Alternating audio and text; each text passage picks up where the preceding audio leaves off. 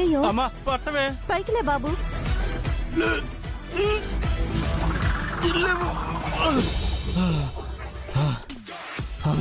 నాయనా, నువ్వు మా ఇంట్లో పని చేయడానికి వచ్చావా?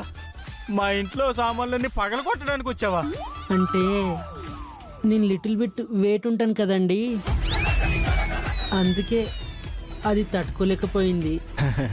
సర్లే బాబు, ఏదో క్యాంప్ అంటున్నావు కదా, ఆ పర్పస్ మీద పనిచేసి తీరాలంటున్నావు కాబట్టి, దాన్ని బట్టి మార్కులు అంటున్నావు కాబట్టి, నీకు నచ్చిన పని ఏదో ఒకటి చేసేసి నేను మార్కులు వేసేస్తా.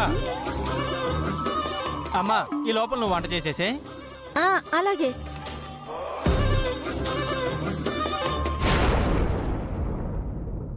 ఇదిగో అమ్మాయి, చాలా రోజులుగా పని మనుషులు లేరు కదా, అందుకే ఎక్కడ పడితే అక్కడ బూజు పట్టేసింది.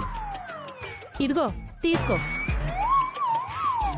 బూజు దులిపేసి ఇల్లంతా తడి కూడా పెట్టేస్తే తర్వాత దొడ్లోకెళ్ళి గేదెలేసిన పేడ ఎత్తేసి పిడకలు కొట్టేస్తే అయిపోతుంది.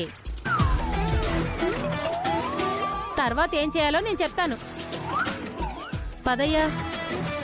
అరే హలో హలో హలో, నేను ఈ బూజు దులిపి పేడ పిసికి పిడకలు పియ్యాలా? నా వల్ల కాదు. నువ్వు అదే చేస్తే నీ కాళ్ళకి నమస్కారం చేసి సల్యూట్ చేస్తాను.